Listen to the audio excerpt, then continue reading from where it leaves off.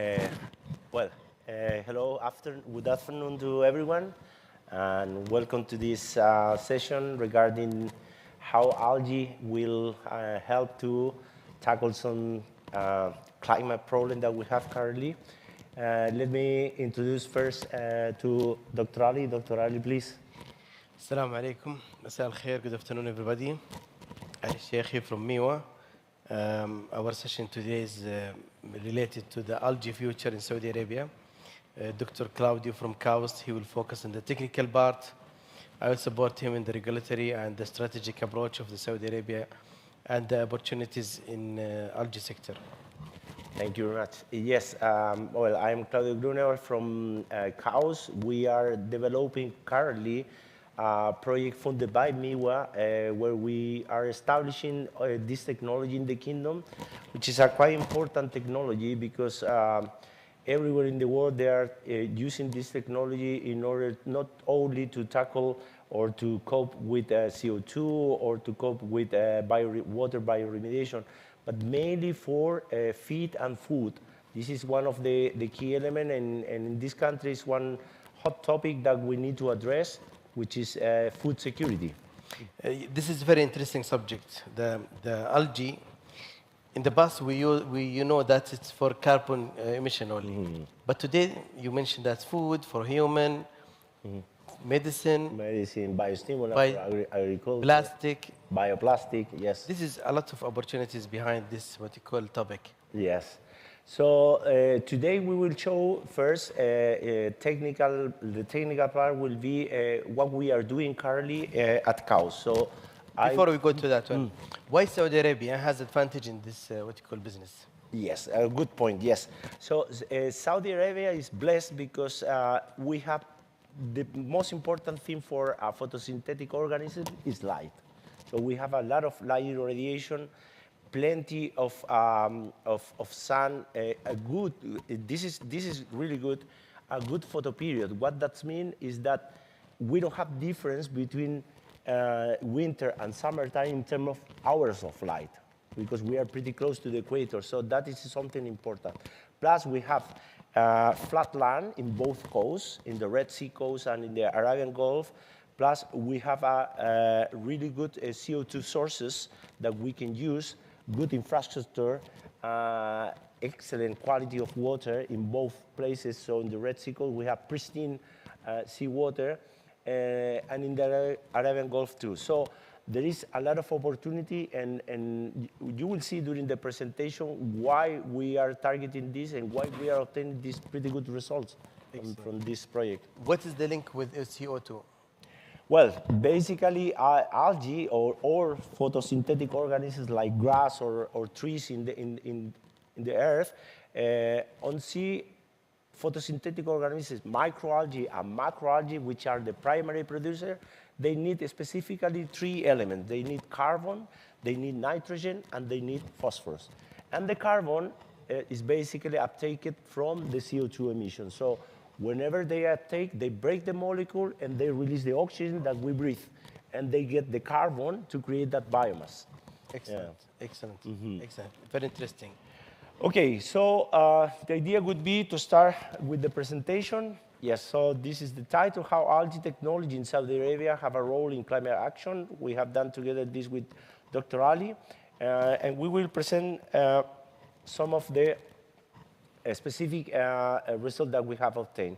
As you can see, in this case, we are focused on food security. This is something really important for the kingdom, not only for the kingdom, for any country in the world, this is really important. So the protein that is basically used for feed for animals is coming mainly from fish meal, barley, and wheat, all right, and also soybean. Then we have the carbohydrate fraction, starch, glucose, and then the lipid fraction mainly from fish oil, right? The beauty of algae is that at sea, they are the primary producer. And as you can see, for instance, in lipids, the higher trophic level, they are not able to synthesize these lipids, so they have to take it from algae. So by producing algae, we can produce these three main fractions, and that can be included in the feed for animals. Okay? So as you were asking, why algae production and biotechnology in Saudi Arabia? Because naturally the algae grow in this country. Probably you haven't realized, but for instance, in the Red Sea, we have a massive forest of sargassum. Sargassum, for other countries, is a problem. It's a seaweed that is floating in the Atlantic Ocean and normally bloom every single summer in the Caribbean coast, and it is a massive issue for those countries. In our case, what we have found in this project that this seaweed have a seasonal behavior, and that is in the whole Red Sea coast from Tabuk and north down south to Jizan. You can see everywhere. So normally in the Red Sea coast, you have a small lagoon, and then you have the reef of coral reef. No? So at the edge of that lagoon, you have this massive forest of sargassum. What we know now is that from August, September time until November is the peak season, and that is the time that we can exploit this, which is an unexploited resource, but we can exploit, and from this algae we can produce, for instance, bioplastic, or we can use the carbohydrate fraction. You mean that we can harvest directly from the sea, or directly from the sea? And actually, that is one of the questions that we have asked: when to harvest? Because what we need to do first is to know the biology of the algae, knowing when they have to reproduce, then we can harvest. After reproduction, we harvest. We have currently ongoing case in Farasan Island. Mm-hmm. There is a bloom there. Mm-hmm. There is mortality, and it's became the surface of the sea.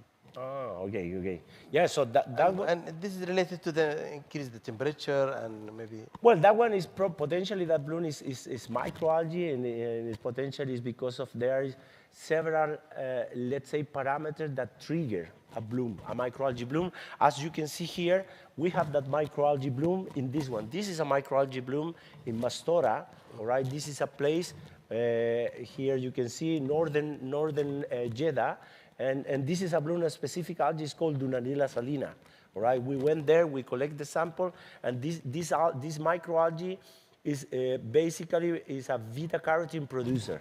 All right, so that is something that is unexploited, yes, in the country.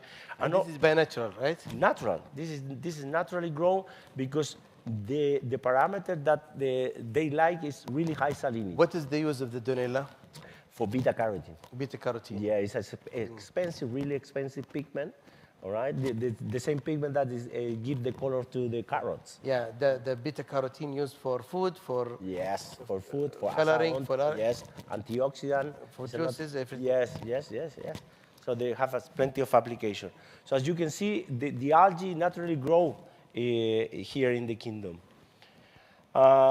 Knowing that, the government established a roadmap back in 2016, right? And then in 2021, we start with this project. And luckily, what we have done at KAUST and with the help of MIWA, we have built a pilot facility in only 3 months. Right? In March 2021, we started the construction, and we have done the launch of,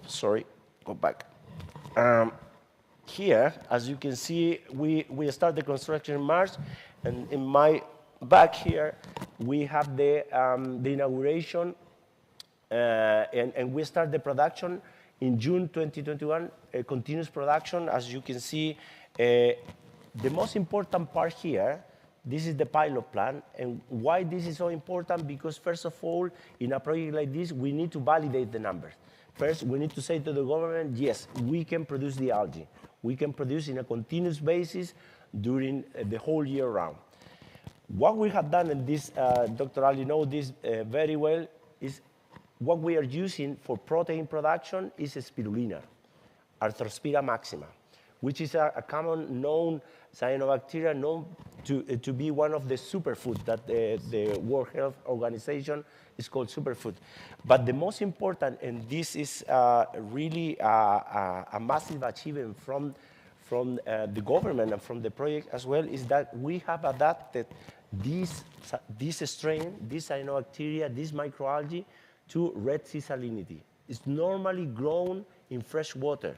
But what we have done, we have adapted naturally to Red Sea salinity because it's all about sustainability. We know that in this country we cannot spend fresh water growing microalgae, so that is why we have all our strain, we adapt from fresh water to seawater and specifically to the really harsh condition that we find in this country, like high irradiation, high temperature. So it's the opposite what they do normally in the United States or Europe. What they do normally, they provide all the good environmental parameters for the algae. So they need to spend energy on to cool down the system or to heat up the system or in lighting, artificial lighting. We do the opposite. We adapt them to harsh conditions. This is a trigger question, very important question. What is differentiate you from others outside the country? Spirulina, either in Saudi or in China or in Europe. Yes. What make her make it what you call attractive or?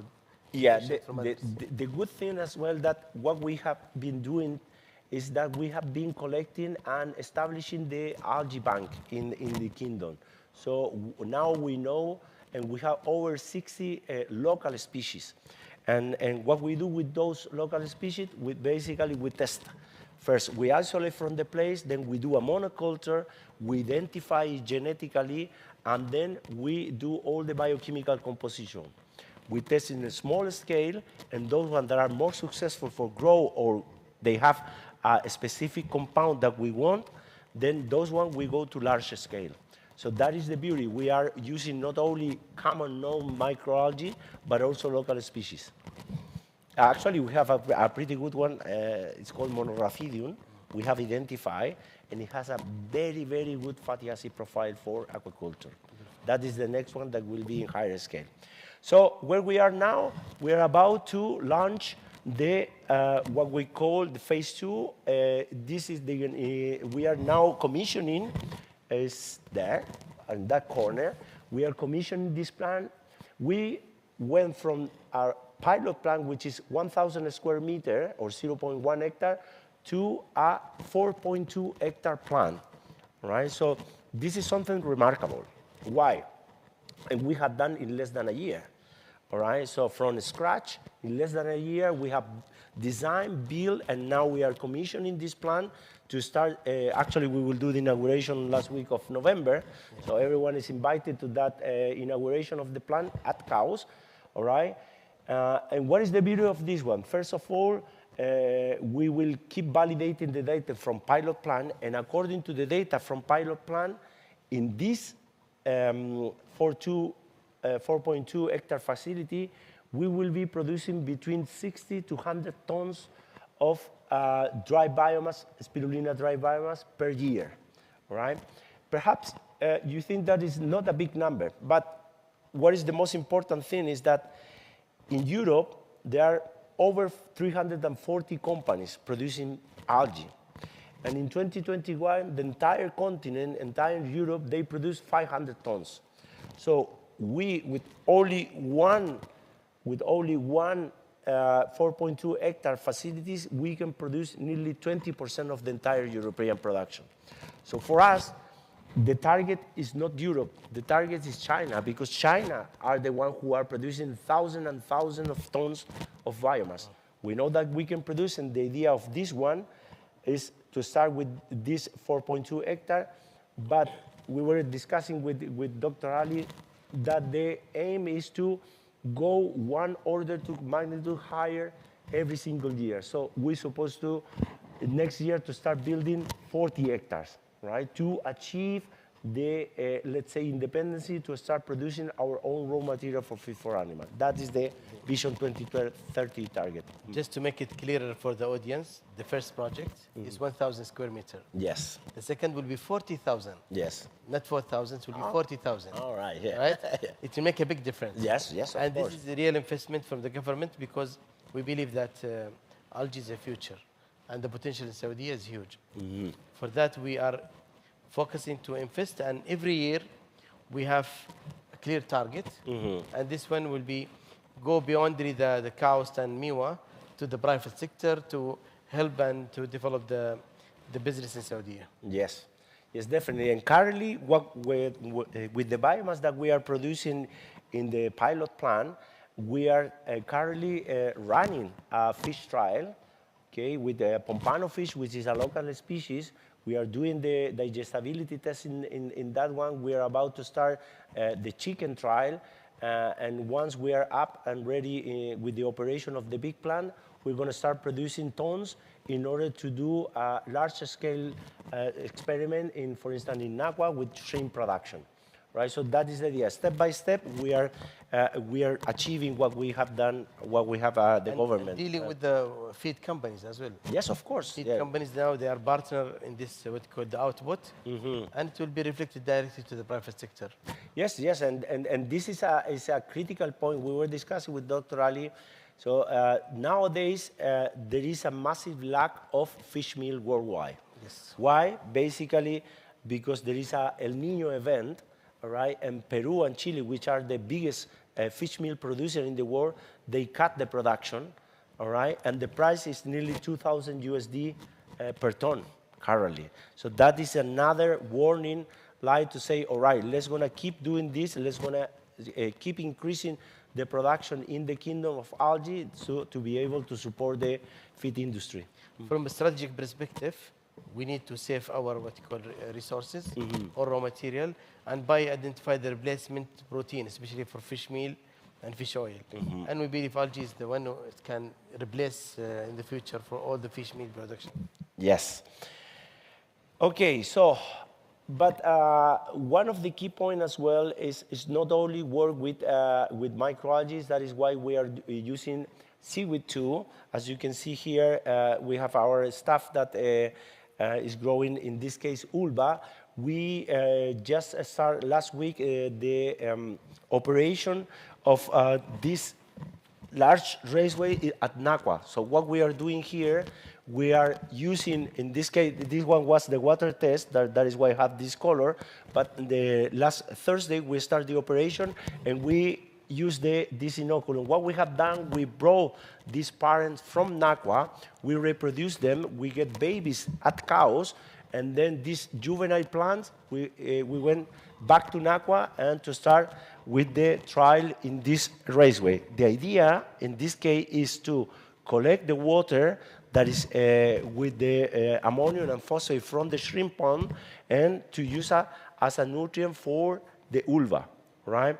So this is, the idea would be to know the bioremediation capacity of this seaweed, right? And knowing that, then we will plant in those big channels that they have in order to bioremediate. And with the biomass, we will use that biomass for the carbohydrate fraction of the feed for animals.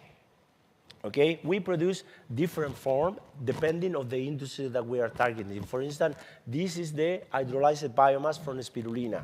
It looks like the fish meal, and it has a high content of protein, over 60%. This is the standard biomass from spirulina, sun-dried biomass, but also we have frozen biomass for instance, for hatchery purpose, or we have fresh concentrated biomass too. Right, so different industry we support for the, and actually now this is quite important. We are supporting the coral hatchery at KAUST, all right, in order to support them because coral they eat a live food, Artemia, rotifer, and this. So we are supporting them by providing the algae that feed the live food and then the coral. So it's not only about aquaculture or animal. We also are helping to protect the beautiful coral reef of the Red Sea. And this is really supporting the environment and to protect all the existing coral and to increase the coral. And actually what we are doing is because we are in the, let's say, the key stage, which is the hatchery, to produce more juvenile, more babies of coral. So that is quite important. And the good thing, the algae is grown very dramatically huge and fast. Yeah, no, and we are obtaining pretty good results. Another achievement that we want to highlight here is that we are developing Saudi human capabilities. So basically, we are really focused on capacity building. We know that we need to train the next generation of algae scientists and algae farmers in the kingdoms, because we cannot establish this industry without knowledge. Sure. So that is something remarkable from this project too. We are currently, out of 100% of the staff, nearly 60% is Saudi people, and out of that 60%, nearly 50% is women. So are women, and this is something that we need to say to everyone, that we need to promote this. And actually, when we want to go to large scale, this will be really beneficial for rural people. So we can convert the fisherman or agricultural farmer to algae farmers, all right? And because all this project in larger scale will be established, and not in city, will be established next to CO2 sources like thermal power plant or this. So it will help to improve the local economy and for social welfare for families.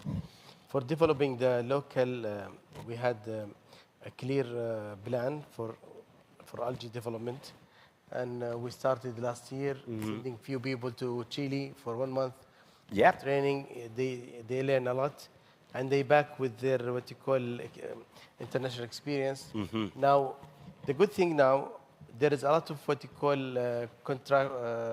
collaboration and corresponding with different experts from different country. And those Saudis, they interact with them always, and this is one of the fastest development process. Yeah, no, and actually this is something that we need to highlight, that we have been done a lot of networking. So everyone, and this is really, I was before yesterday in Paris, invited by the European Commission, because they know that we are doing a really good work, and all eyes are on us, because they know that Saudi have a massive potential. And having the government support, they know that we will be competing with them and with China for the production of this. And human capability is key. Is key. Definitely. Yeah. And as we mentioned before we came here to the stage, we've been approached by a few companies from Europe. They know the potential in Saudi and the limitation in Europe. And for that, really, they are very keen to come to Saudi to build their business here. Yeah, in the next slide, you will see why we are saying this. Okay, so why algae production in desert countries, specifically in the MENA region? This is the MENA climate grid, or GCC2. So these are the reasons. There are two main reasons, climatic and biological reasons. Why? I will explain to you now. This is a paper that was published in 2022, and as you can see here, this is what they call the hot belt countries, right? And you have here the scale where it say the amount of kilogram per hectare per year, right? With the data that we are obtaining from the pilot plant, we are in this range, right? So this is the range, which exactly is what we would expect here, all right? So this is the biological reason. Just because of the light that we receive, we're able to produce this biomass, all right? And the beauty is that we are validating the model. So the model, what the model is saying is what we are obtaining, which is pretty good, all right? Then, and this is what I showed to the European Commission this week, all right? There, for instance, in our case, in Saudi, we have land availability in both coasts, right? Full of land, flat land, which is really important. In Europe or in other countries like the States, the pressure on coast is massive. So they don't have any space anymore, because they use that space mainly for tourism or for the population. In our case, we have plenty of land, and that is something remarkable that we need to highlight. Also, the land cost. The land cost in Europe, States, or even in China, is really expensive. Knowing that we can have that availability here, that is something remarkable too. Energy costs, and this is what the people from Europe were talking about this number. Currently, nowadays, 1 kilowatt in euro, it costs as an average 20 cents of euro, right? 1 kilowatt. In this country, it's less than 1 cent. So knowing that we produce cheap energy, and with that energy is the main cost during your operation, that will provide more and more kind of reducing the cost of production. All right. Also, the workforce cost. All right. So that is something remarkable too, because, for instance, the unskilled labor in Europe is really high. Yeah. All right. So they cannot compete with the workforce cost. And finally, legislation. That is something that we will address soon, because that is one of the key questions that they ask.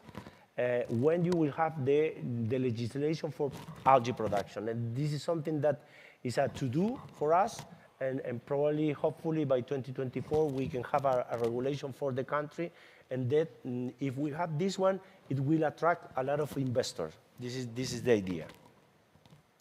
Right, so all these are the reasons why we do believe, and we truly believe, that algae will be the next big industry in the kingdom. This is the impact of algae technology in KSA.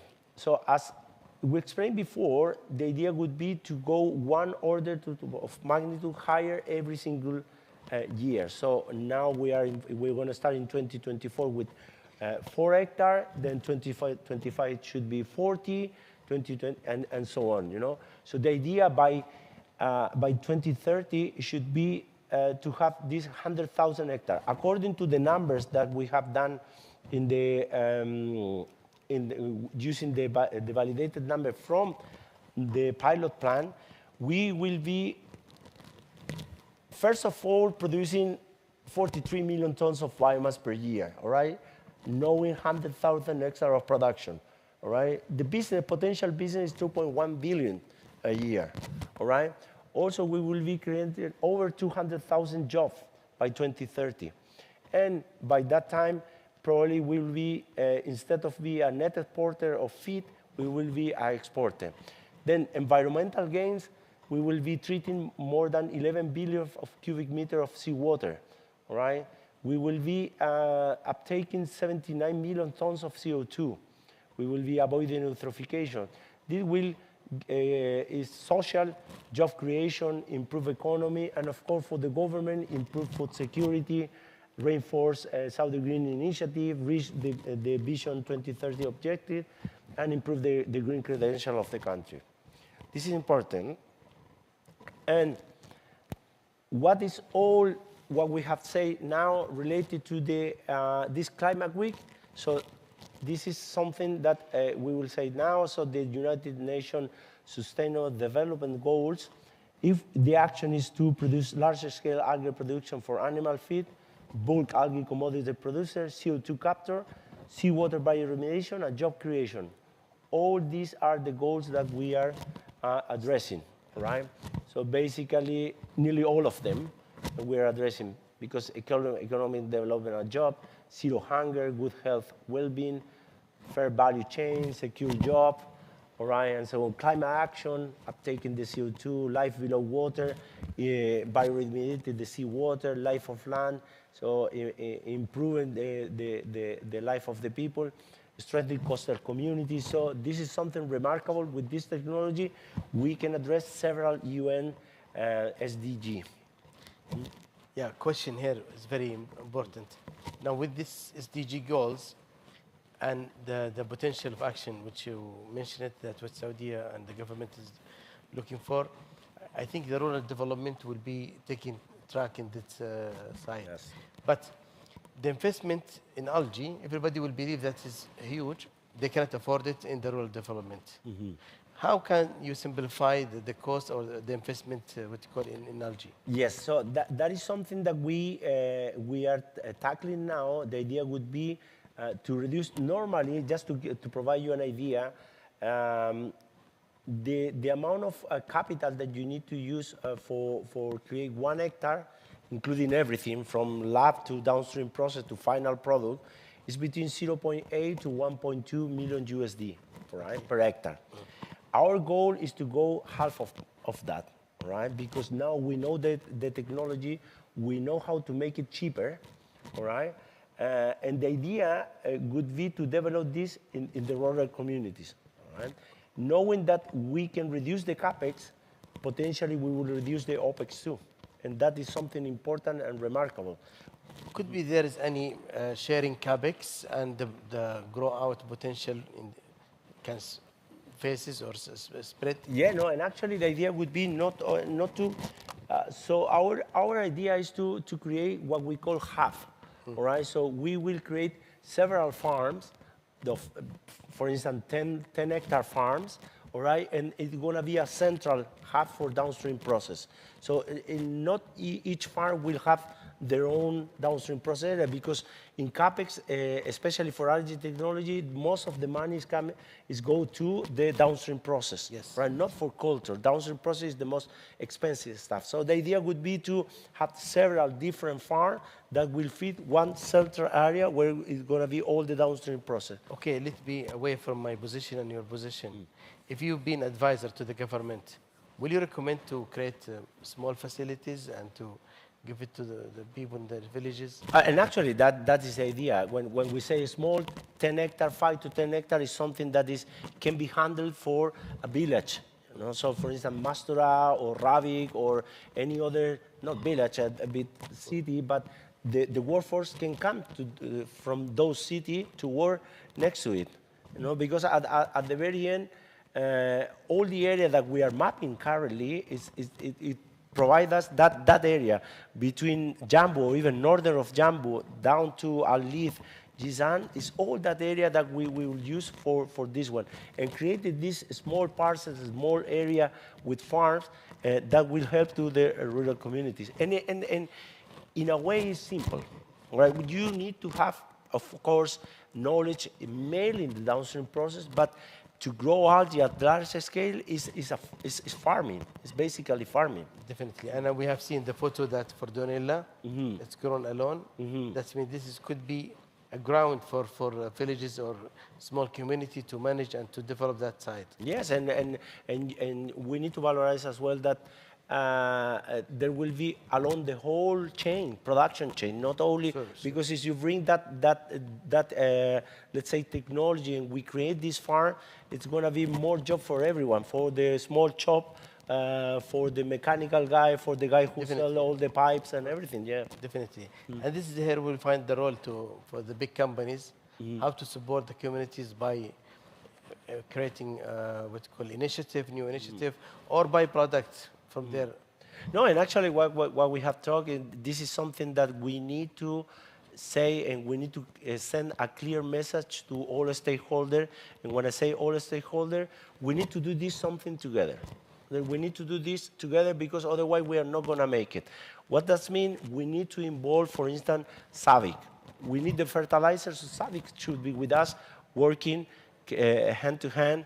Also, we need, for instance, Arasco. Arasco will be the company who will get all this product and to create the feed for animal. We need to get, for instance, small companies, small in a way, you know, but we need to have Petroravi for the CO2. We need to have Aramco for the CO2. We need to have SWCC for the water, for primary. So all the stakeholders would join this effort and together to keep doing the work that we are doing, but in a larger scale. Yeah, you mentioned also in your previous slide when we talk about the building capacity and the engagement of Saudis, 60% of your what you call production team women. Yeah. Where they can fit for small what you call hectares. Yeah, no. Actually, this is something that for instance, in larger scale farming, yes, you need let's say men for strength, but also you need precision in when you measure your daily activities. You need people that work in the lab, and the best people are females, because females are more precise. They are more gentle to do the stuff. So that is the people that we will need in this small farm. Yeah. In the lab and in processing, right? Processing as well. Actually, you saw the picture. Yeah. Our leader is a female in the downstream process area. Also, you will need admin. You will need people that work in this technology. Yes. Sure. You mentioned also there is in the previous slide, 200,000 jobs can be created if we cultivate 100,000 hectares. Yes. Now, is it 1 to 2 or? Yeah. So when you go to that large scale, normally in a normal case, you need around 7 people distributed all over. So some people for the lab, some people for downstream process, and some people for the cultivation part. But the ratio is 2 to 1. Normally, in larger scale, with 2 people, you can manage 1 hectare of cultivation. And then the rest of the video is in the hub, central hub for downstream process. There is any experiment done by different products together? Yes, that what we are doing now, and this is something that we need to mention. This is what we do is what we call enzymatic hydrolysis, and we use the biomass, and we get at the very end of this process, we get 2 products, which is the solid fraction that is good for feed for animal, but also the liquid fraction, where most of the solubilized protein goes to that liquid fraction, and we are testing currently that as a biostimulant for plants. Right? We are testing in tomatoes, we are testing in Arabidopsis, and quite soon we're going to start testing in date palms. This is for, let's say, bulk commodities, but also we can fine-tune and we can produce high-value metabolite. We can produce, for instance, and probably you will see in our booth here in the Climate Action Week, you will see the product that we are producing. You will see the pigment, specific pigment that are really, really expensive. For instance, from Arthrospira, we produce phycocyanin. And phycocyanin is a approved food colorant in the United States. And that is going to be one of the products that we will be producing too. So we will apply the biorefinery concept. In your experience, there is any product worldwide have around 12 SDG goal together? It's really hard to find. Yeah, very difficult. Yeah. This is really a good sign that algae is not only it's for human, for the community, for the environment, for better life, for everything. Yes, you are right. And that is something remarkable because with one technology that can be applied to different industry, will help the entire environment, entire social, and also economy. Perfect. Yes, so, well, this is, I think, is the last one. Yes. I don't know if the audience they have questions. We are really pleased to answer any question that you have. No technical, it cannot be technical question. It can be any. We try to make it a conversation and Q&A just to not to make it boring for you, because we know that the end of the day is quite difficult. I hope the sound is very clear. Yes. Good. There is an echo. So this is Abdurrahman Riheli. I'm Senior Manager Business Development in the Ministry of Investment in the biotechnology sector.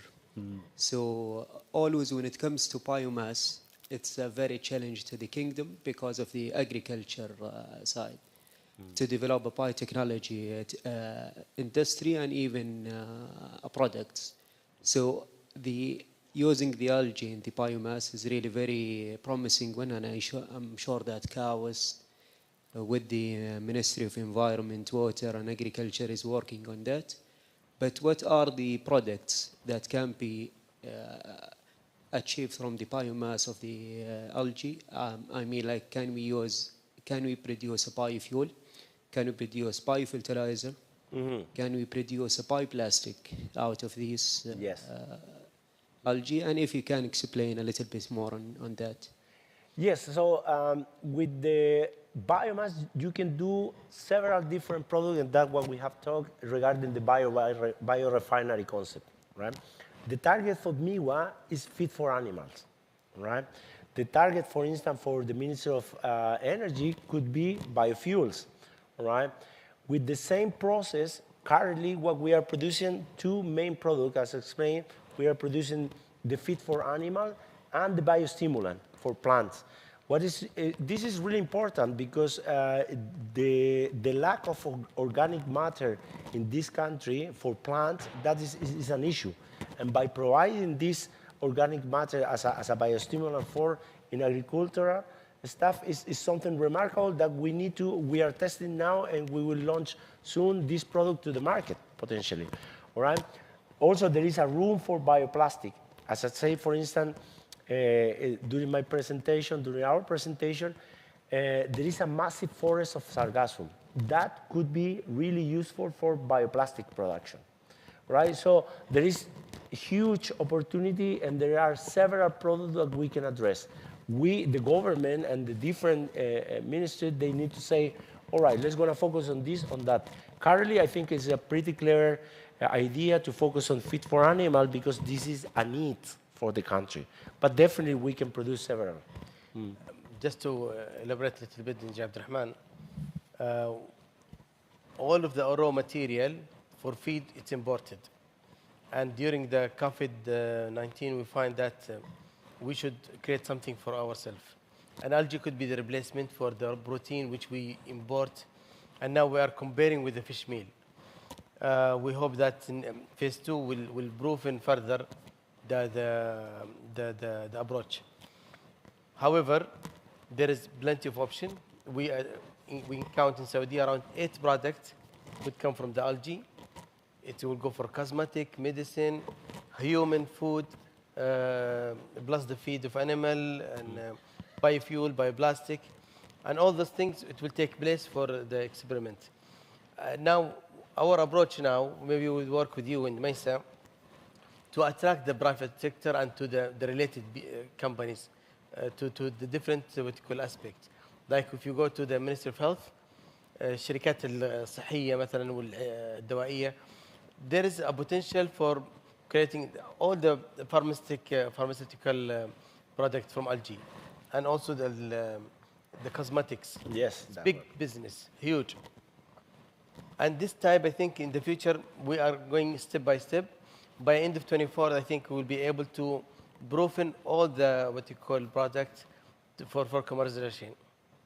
No, and actually, I invite you to everyone to visit the booth, and you will see the product with your hands. You will see the pigment that we are producing, the hydrolyzed biomass, the sun-dried biomass, the biostimulant. All these products are tangible products that you can see in there. Before the conversation, we discussed for the sale, how much we sold the product. Yeah. Up to this level, we reached, alhamdulillah.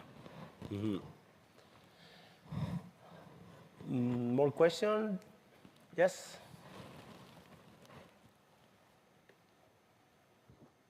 Hello, everyone. My name is Khalid Al-Harthi. I'm from the Ministry of Energy. Right. Thank you for a very informative, interactive session. I had a question on the potential for CO2 capture. You know, we have the CCE here in Saudi Arabia, the circular carbon economy, and Yes. one very main component of it is the removal. And within removal, we have nature-based solutions. And this is why I said this is very informative, because when I think of nature-based solutions, I think, for example, of mangroves. But I never thought of algae as a, let's say, carbon capture tool, nature tool, basically. Could you elaborate on the potential of algae, and why is it that people, when they think about nature-based solutions, they don't think of algae, they think of other plants? Yeah, thank you very much for your question. And definitely, algae is one of the key organisms that they can uptake CO2.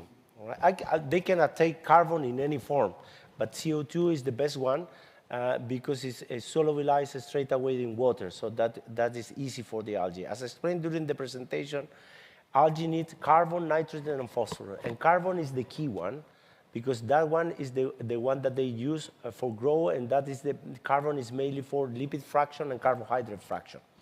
All right? As a general rule, for every 1 kilogram of dry biomass that you produce, you can uptake 1.8 kilogram of CO2. That is the general rule with the common algae.